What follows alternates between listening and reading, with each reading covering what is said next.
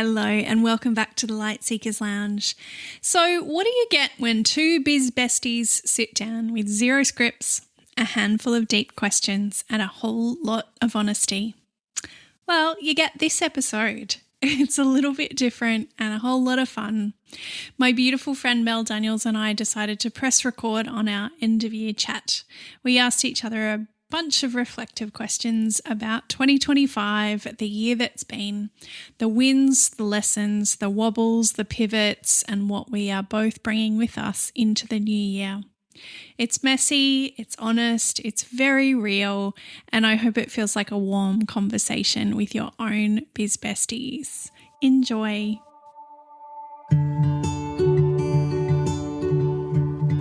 Welcome to the Light Seekers Lounge. I'm Annie Love, a coach, mum to all boys, and your host for soulful conversations about building a life and a business that feel good from the inside out. Here we talk about mindset, money, and what it means to keep seeking the light and finding joy, even when life or business feels hard. So sit back and settle in. I am so glad you're here. Mel Daniels. Annie Love. So lovely to have this biz bestie chat with you to recap 2025. Likewise, I wouldn't want to have this chat with anyone but you, Annie. Oh, you're so lovely. That's why I love having you around. All right, now we have prepared a list of questions to talk through to recap our year and start thinking about what's ahead for 2026. So let's do it. Let's dive in. I'm going to start by asking you, if 2025 repeated 5 times in a row, would you be horrified or grateful? And we got this question from We Think Deeply, the account on Instagram. I thought that was such a great question. Fantastic question. And I would say when you mentioned to me like not so long ago that you had seen this question and you repeated it to me, I was like, whoa, that is such a fantastic question to think about the year that was. In a way, would you want it again over and over and over? And for me, I don't think that I would be horrified. I don't think I would be grateful, but I think that it's something in between. Because on a very high level, and I think that a lot of people would probably think this as well, but on a very high level, I'm grateful. I'd be grateful that I'm here for another 5 years and I get to do what I love and I get to be there for my family as well. But at exactly the same time, I think that I would be not horrified, but maybe like disappointed. And not disappointed because anything really bad has happened this year, or I haven't necessarily hit my goals, or I haven't achieved what I wanted to achieve, but disappointed because nothing would have changed. And I think that when we take that moment to stop and to reflect and really think about, you know, where we've been this year, what we've learned, how we can grow, how we can do things differently, then I think that that's where the gold probably lies. So, you know, there were some things that I loved about this year. There were some things that I was like, I'd like to park that and not do that again. And I think that this question really makes us stop and reflect. So what about you, Annie? How do you think about that question? Would you be horrified or grateful if 2025 repeated? Yeah, I love that perspective, Mel. I like you. I think horrified feels far too strong for me. There have been loads and loads of wonderful moments this year, but it also hasn't been my favourite year ever. There's been lots of big energy. This year is the year of the snake. I'm not sure if you're into astrology, but year of the snake, there's a lot of shedding this year. It's the end of a cycle. And I really have felt that. I think that just it's been a big year collectively. I had a really good friend pass away really suddenly in April this year. And I've had some other friends who are navigating just some really big stuff. And, you know, the state of the world, there's a lot going on right now. So, yeah, I probably wouldn't want this year to repeat. But I think, like you, I've learnt lots of lessons, and I think, it's important to take those lessons and work out what we want to have different for next year. I love that perspective of this year being the year of the snake and shedding things. I know that a lot of your listeners and mine as well would probably really relate to that, really relate to a cycle of, we've been through some big things worldwide, COVID, all the things that are happening overseas. And I think that to think about this year as a shedding is only a positive thing. 100%. Love 100%. I've got a rogue question for you. Did you have a word of the year? Don't go rogue on me, Annie. You know I don't like rogue.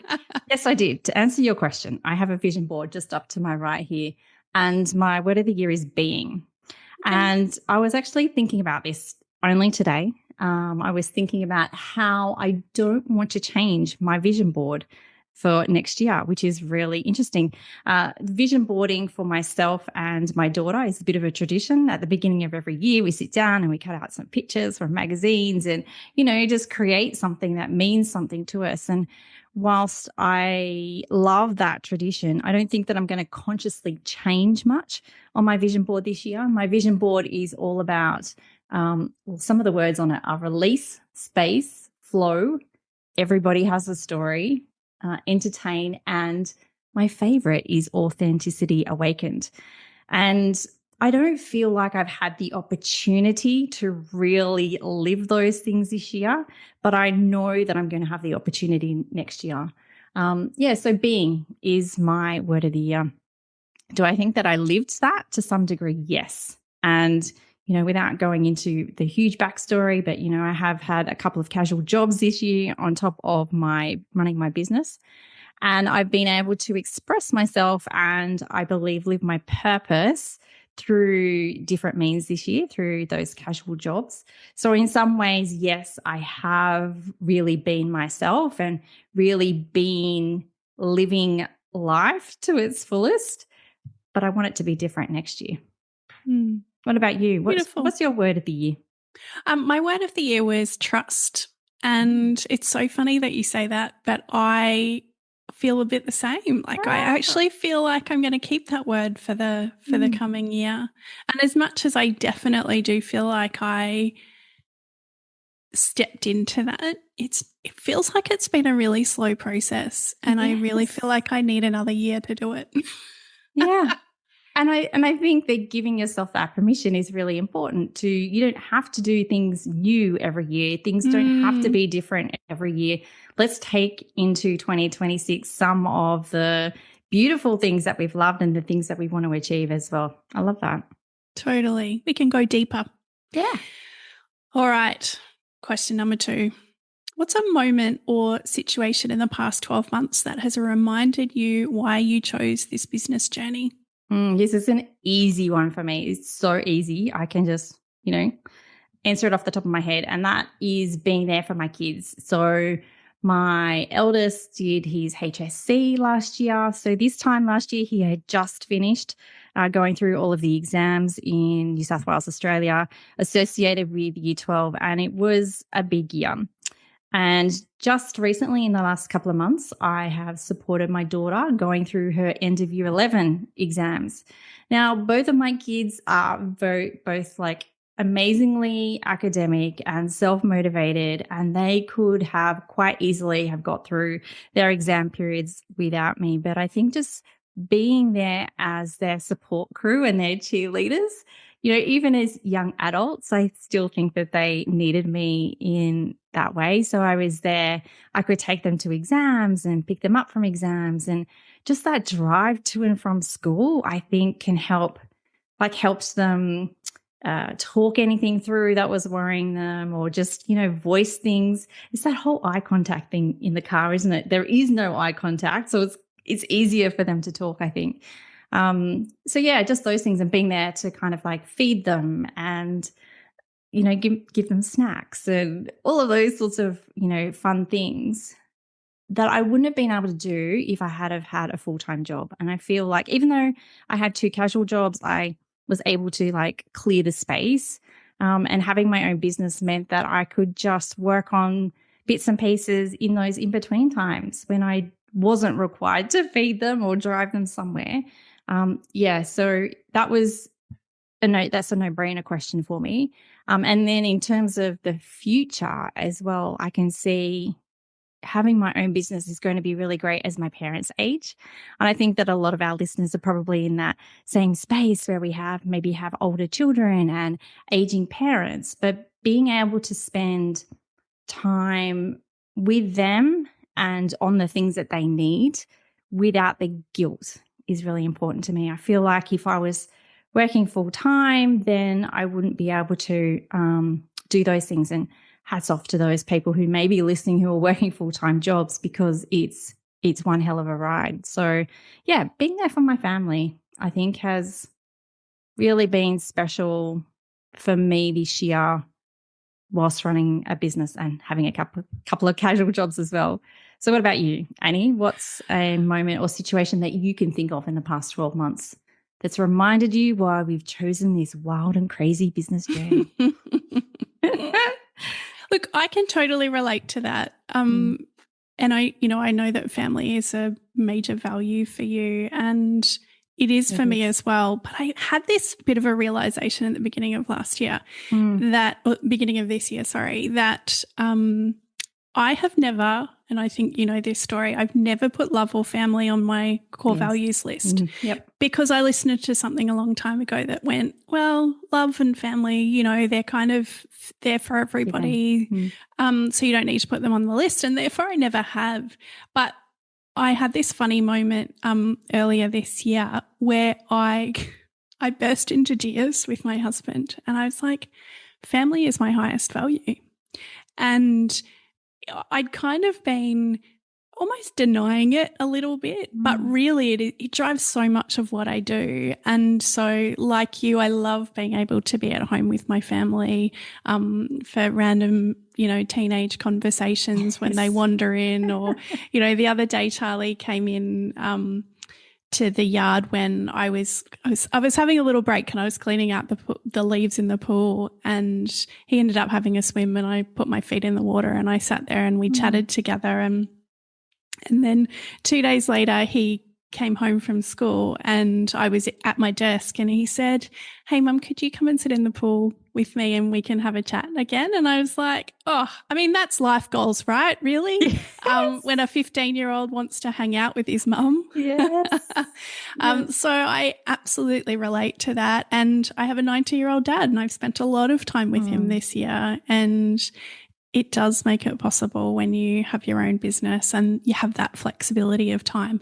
And yes, I possibly do sit at my desk, later at night when I have a little bit more capacity, but yeah, definitely. The other thing probably, it sounds cheesy, but literally every time I sit down and have a coaching call with clients, it reminds me of why I do what I do. It absolutely lights me up. But probably one other thing this year has been that I've had a couple of clients who I worked with years ago that have come back to do some more coaching this year. And that to me is like the gold, when people have had shifts and changes in their life and received value from having that coaching time and then come back for a new phase or a new journey. It was, makes my heart sing. So beautiful. So, number 3, where did you grow this year that's not necessarily financial? Yeah. Ooh, wow. So I have definitely grown in confidence, and it's not like it's more of an inner confidence. It's not like a showy speak in front of, a room full of people kind of confidence. I think that taking on not 1, but 2 Christmas casual jobs last year has really taught me so much. And for that, I am truly, truly thankful. So I learned that I can learn new things. I can learn new processes. I can learn new tech. I think that, well, maybe I'm speaking for you and all the listeners, but I think that at my age, I'm 50, that you get to a point where sometimes you don't, it's that like inner voice kind of saying that you're not quite good enough and you're probably over the hill and, you might as well just pack your bags now. But for me, it's been really about that inner confidence, saying no to people, being able to keep my boundaries, teaching other people things other than content. So being in a work situation and helping and mentoring younger people in that area.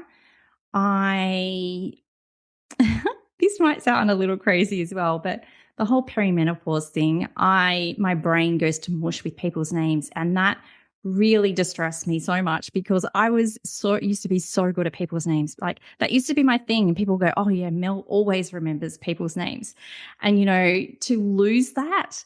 To kind of get that fuzzy brain fog feeling when you're trying to, recall someone's name really, really upset me. But I have learned that it is a lot about context, and that when I am face to face with people and having a real connection and conversation with them, I will remember their name.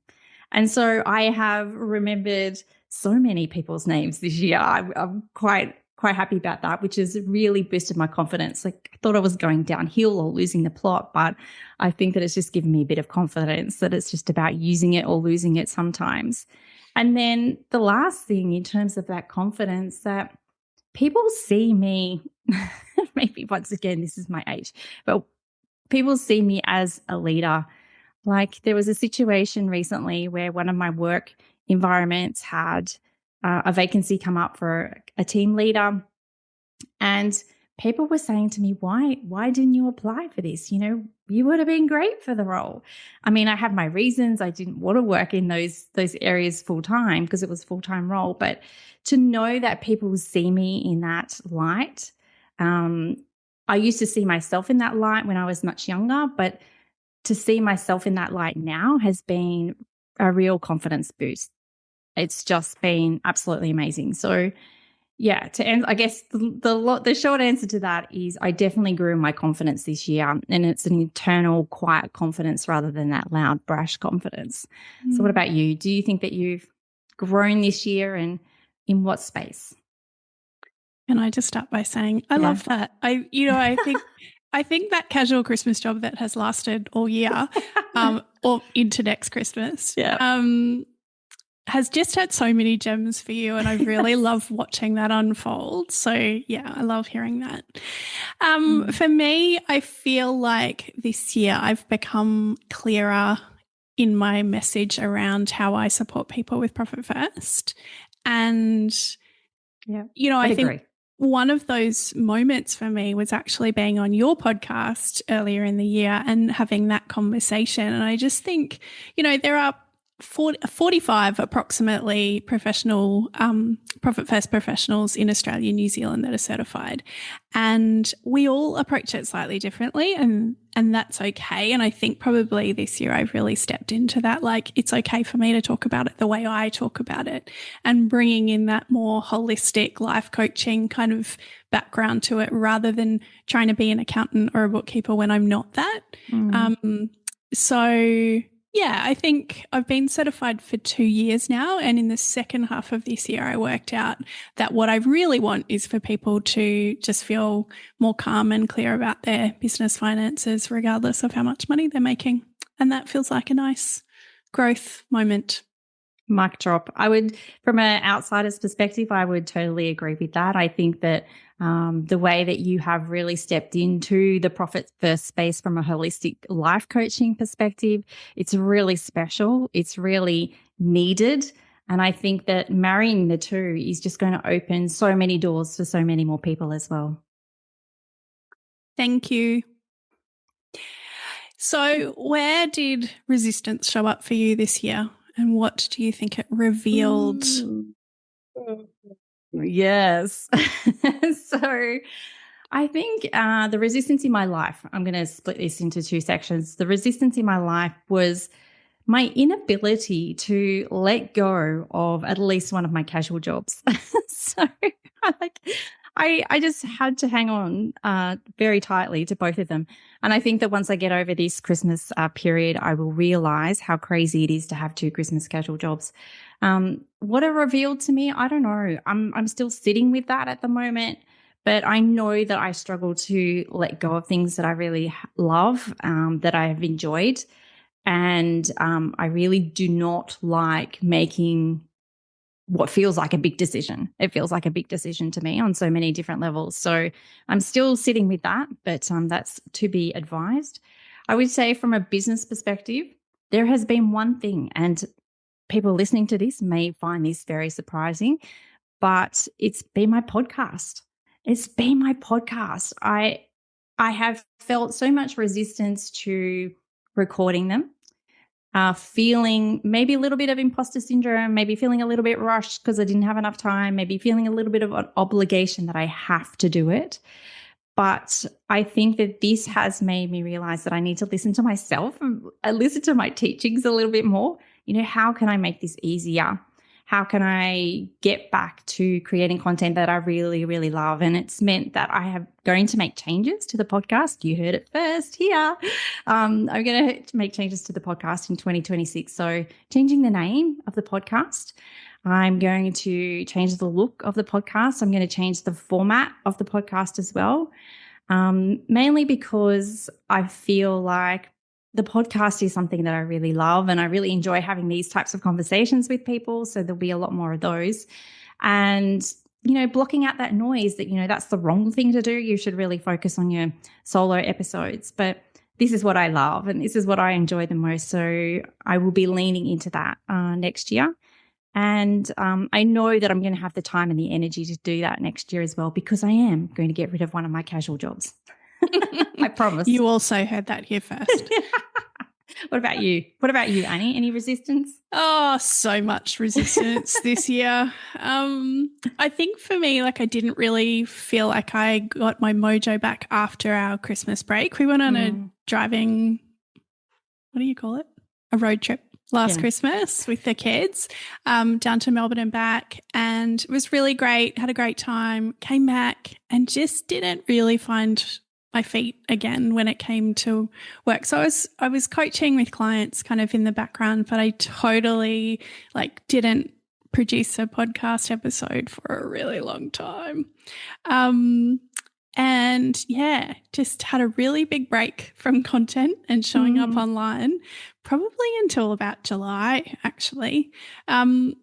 When I look back over the year, I think, it was really full. I was very busy living life, but I was also really grateful that some of that energy for creating content came back to me, halfway through the year. And I have, approached things with a little bit of renewed enthusiasm.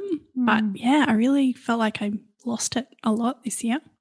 And I think that a lot of people feel that at most times during their business journey as well. They feel like they might have lost their way a little bit at lots of different points of time. I lost my way, I know, at the end of last year, and it was the reason why I took up a couple of casual jobs. But the important thing is not to feel guilty about it. Just go with it. We all have different seasons of life, and I think that we need to acknowledge that and not be so hard on ourselves. Damn it. That is very true. I think we do need to give ourselves more kindness and compassion. And, I think every day we get the opportunity to start over, and that's okay. It doesn't have to be the beginning of the new year. I mean, we can start today, So true. Okay, question number 5. What surprised you most about yourself this year? My ability to keep it together. No, I think, I think one of the things that kind of fed into increasing my confidence has surprised me, and that is around boundaries. And I think that it's really surprised me because I've always been a people pleaser. I always say yes to things. It's really easy for me to say yes to things, even if it means I have to put myself out or rearrange, things in my life to actually fit them in. But I've been really steadfast this year in not saying yes to extra shifts at work, or to invitations, social invitations, or to things that I feel like I have to do. I feel like an obligation is there to volunteer at my children's school. I have said no to these things this year. And the reason being is because I'm very aware that my energy suffers when I say, yes to things that are going to cause late nights or, trying to fit everything in. So I think that that's probably surprised me that I've been able to say no this year and say no with love and with confidence. Yeah. Which is such an important skill. And I think as women, we are not brought up that way. We are conditioned to be good people pleasers and good girls. And yeah, so that's such an important thing to learn. I would echo that. I feel like I have been able to say no to some things this year that I had been putting off saying no to for quite some time. And it's really important, to make the space to allow good things, other good things to appear. So true. So my surprise this year, does it have to be business related? Because it's not. Nope. So halfway through the year in June, I went on a retreat and we did a cooking class, and this chef taught us how to make our own pasta. And so for the rest of the year, I've really embraced pasta making. Wow. And yeah, and I've really kind of stripped back to scratch some things. Like I've even been making like flatbreads, from scratch, and Friday night's pizza night in our house, and I always make our own pizza bases. And yeah, and my family's really appreciating my making things from scratch.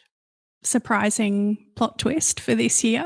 But I also think it's been a bit of a reflection on capacity. Yeah. While the year has been very full, family life has felt really, I should touch wood, has felt really kind of easy and solid this year. Like everybody's been in a really good place, and I feel like I've had a little bit more capacity to create pasta with love. And yeah, so that's been a surprising little moment from this year, little delightful thing. It surprised me. Like I'm very impressed that you can make your own pasta. We also do pizza nights, usually on Friday nights, and my beautiful hubby makes the bases. It's just those little things sometimes, isn't it? That bring you joy and bring the family joy as well. Love it. Love it. Totally. All right. What is one thing you would like to take into the new year with intention, and why does it matter? I think we've kind of already touched on this, but I think that creating more time and space, I'm really going to be conscious of doing that next year, really assessing what my priorities are and, making sure that I'm living those. I'm not just talking about them, but I'm actually doing them. So, really focusing on my family, as I always do, but, sharing my message with other people without losing that connection that I really got from my casual jobs. That was really important to me. The reason why I took them up in the first place, to feel connected to other humans again. I think that it probably matters. And this might sound a little deep, I don't know, but I think it matters because we're not here forever, and it's not worth living a life that you're not happy with. And I acknowledge that I'm totally speaking from a position of privilege here. I have the ability to make choices that some others wouldn't, but I think that there's been numerous things in my life. I have a really great friend who I've known for about 5 years through our daughters, and I've only known her with stage 4 cancer. And that's just like amazing to me. She shows me like every day how important it is to really do things and create memories, make memories, rather than to have the things. Like some of the things that she does is just phenomenal. Like she's about to go to the Laneway Festival, which is a big music festival here, and with her daughters. And I just think that that's so cool. It's just so cool. To really think about creating those memories and, living in the moment. Like I said, I hate to be deep, but just really being present and living in the moment. And maybe that's an age thing as well. I keep coming back to my age, but, I've had a lot of life experience, and I know what I do and don't want out of life in general, but I don't think that you can have that beautiful kind of undertone of joy in your life without that clear priorities and the time and the space to execute them. So I think that that's really what I'm going to take into 2026 is that intention of time and space. What about Beautiful. you? What about you, Annie? What are you thinking? You never have to apologize for being deep with me. Like, you know who you're talking to, right? Yes. I think that is a very beautiful perspective and a really important one. Look, I probably was thinking that the keeping things really simple, being able to prioritize what's important, and taking messy, imperfect action, I think is probably the intention that I would like to take into next year. I think life can just get so busy and full and noisy, and just really focusing on what's important and what our priorities and our values are, and take the action on the stuff that's important to us, because we don't want to get to the end of 2026 and go, oh, I was really hoping to do that but didn't. Like, we need to prioritize it. We need to make time and space for it. Creating the memories. I mean, like you know, my boys are 15 and 17 and getting to that pointy end of, you know, finishing. They're about to go into grade 10 and 12 next year. And, you know, I just feel like we need to take all of the moments and make all of the memories that we can while they're still living in our house. So important. So important. All right. Are there any shifts you've made that have made a difference to how you manage your business finances in 2025? Oh my goodness, Annie, I'm so glad you're asking me this question, because it brings a sense of awareness to the things that I have not been doing. I would say that the shifts I've made are not necessarily good shifts in the financial space.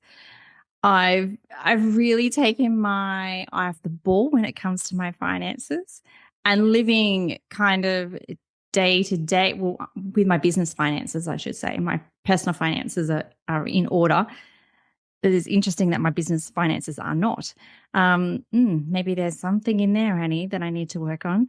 Anyway, I think that I used to be very good at looking forward, at, kind of planning finances, whereas I've been living more day to day, which is fine, but it's not really, because when those expenses kind of spring on you, those yearly expenses, I kind of wasn't ready for them. So it's really something that I've actually let go of this year, and I can see the difference it has made, just generally speaking. So my question to you, Annie, is actually, what would you say to me about that? Because I'm sure that anyone else who's listening who might want to refocus on their finances, what's the best place maybe for us to start? Well, funny you should ask that question, Mel. What would I say?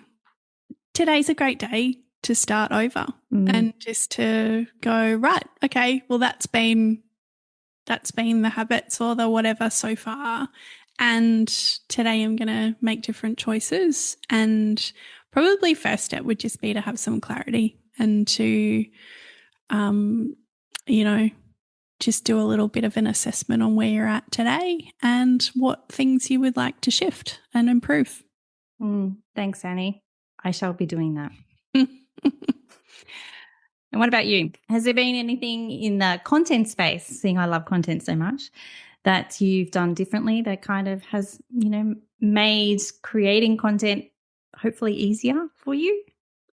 Yeah, look, I think once I got back into some content this year, I've made a lot of shifts. I moved my email marketing platform from ActiveCampaign to Kajabi because I was using Kajabi anyway. You know, it is an investment, Kajabi. Is. Yes, it is. So I didn't need to spend another $700, I think was the next bill coming up for ActiveCampaign. So I made the shift. So that feels good. That feels like a good just to clear things out, there's a lot of history and legacy in that active campaign marketing system because I've had it for such a long time. So that felt good. I have been much better at doing a weekly email to my audience. Yes, you have. And I have worked on a few strategies just to streamline my podcast creation this year. And, one of my obstacles was me, as usual. I am the roadblock. But especially when it comes to solo episodes. So I love having conversations on the podcast and I find that really easy, but doing solo episodes was much harder. So I've probably embraced AI a lot more just to do some idea generation. And I've actually been producing the solo episodes of the podcast myself because it just makes things a little bit quicker and easier. I have an amazing podcast editor, VA, who is amazing at looking after my podcast and has been for years. But just that process, because I am the roadblock of creating the episode, recording the episode, sending it to her, and that turnaround time was not working for me, even though she did it as quickly as possible. I was always leaving things to the last minute. So being able to do that myself is definitely streamlining things a little bit. So I've been a little bit more consistent since I restarted the podcast. So yeah. I love that. I love that you've been able to identify the fact that, some things weren't working in the process. So, instead of kind of pushing through that and trying to get the episodes out and trying to record them, it's that thought process about what's made it easy is going to make it easier for you. And for you, it was like using AI, which I do as well. I love it. I think it's great for ideation and to refine things.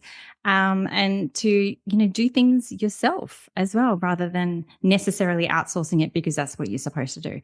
So just finding those things in your content creation process that, really reflect who you are and what your strengths are, I think it really help everyone's consistency. So I love that. Absolutely. And hopefully this makes you proud. But what I would like to say, if I zoom out a little bit, is that the shift also has come in that getting clearer on my core message. Yeah. So, when you know what you're talking about, it's so much easier to create content around it. And I think I've spent so many years second guessing, what do I know about Profit First and what do I know about cash flow, and whether my background was enough qualifications to talk about it. But now just getting clearer and trusting in the fact that I can talk about it in the way that I need to talk about it, and the people that need to hear it will find me. That has definitely made content creation a bit easier. Yeah, when it comes from our heart instead of our head, it's always easier, isn't it? Just got to trust it. Got to trust that heart. 100%. Okay, last question. Radio. If this year was a playlist, what songs would feature for you? So I took the approach here. I know that we took slightly different approaches, but I took the approach of songs that maybe described how the year has been. So I've got 5. The first one is Good as Hell by Lizzo. And I like it because it's got a groovy beat and it's really catchy. But even though it's a love song, there is this one line that I love, and it's got to take a deep breath, time to focus on you. And I think that is such a great message for me right now, that I need to refocus on myself and, where things are going next year. I think the next one, This Is Me from The Greatest Showman. Well, hey, I love a musical. But, this song is about owning all the parts of your journey. There's not just one journey for us. I think that there is different seasons of life. There's different experiences for us to embrace. It's not always a straight journey. It's like this, wiggly path sometimes, but it's about embracing that and going, yeah, hey, let's run with it. Tub Thumping by Chumbawamba. Now, the reason for this song is there's a bit of a funny anecdote. Like, there's a line, the chorus goes, I get knocked down, but I get up again, which, kind of represents the kind of weird roller coaster year that I feel like I've had. But I, for a very long time, thought that line was, I get no doubt, but I get over it. So I am known for changing the lyrics. Like the three other people in my family are huge music nerds, and they always have a good laugh at my expense because I get the words mixed up. So I had to include that one. It's My Life by Bon Jovi. And once again, there's, the chorus in that is pretty poignant. I ain't going to live forever. I just want to live while I'm alive. So it's really refocusing on what's important and prioritizing those for me next year. And my last one, just because I absolutely love it, is Man I Need by Olivia Dean. I love that song. I just love it. Such a great song. Also on my list. Which is wild and crazy. How can we have the same song on our list? I think we're very aligned. Such a great song. And as I said to you before, I could spend hours watching people dancing on reels on Instagram to that song. Anyway, there's some cracker videos on there. If you haven't seen them, definitely go and watch. Do you know what I've loved is seeing so many different people, whether they're dancers or, tattooed, straight, muscly men dancing to Olivia Dean's Man I Need. I just think it appeals to so many different people. I think it fills me with joy and delight, and I love it. Awesome. My other is probably more of not a particular song, but the Wicked soundtrack, because I saw the first Wicked movie in November last year, and then I've just listened to it all year. And last weekend I actually saw the second movie, Wicked for Good, that's just come out. But yeah, pretty much every time I cook in my kitchen, I put on the Wicked soundtrack. Oh, I love it. And I actually was saying that I think maybe my neighbours must know when I'm cooking and having like a cooking sesh because I have Wicked on. And one time this year I got a text from my son from upstairs in our house going, "Do you think you've listened to the Wicked soundtrack enough today?" And I just replied with, "Define enough." So yes, I know every word of every song. Loved it. Thank you so much for chatting with me today, but also just for being my biz bestie. And I just love you. That is all. Thank you so much for having this conversation with me, Annie. And, ditto, I think that you are the most amazing, amazing woman. And I really do appreciate the challenges you set me sometimes, the questions that you ask me that challenge me. I appreciate that. And I appreciate you, and I know your listeners do too. Thank you. That is very lovely of you to say. I love how you embrace that authenticity that you talked about earlier in this conversation, and I think you really do keep things real and transparent, and I love that about you, but you're also so knowledgeable and so wise, and I can totally see how those casual job people think you're a leader. I'm feeling a little bit hot. Thank you so much for saying those lovely things, Annie, and it's been such a pleasure chatting with you today. Thank you so much for being here in the Light Seekers Lounge with me today. If this episode resonated with you, I would so love it if you could share it, leave a review, or come and say hi to me over on Instagram at annielove.coach. Until next time, keep seeking the light.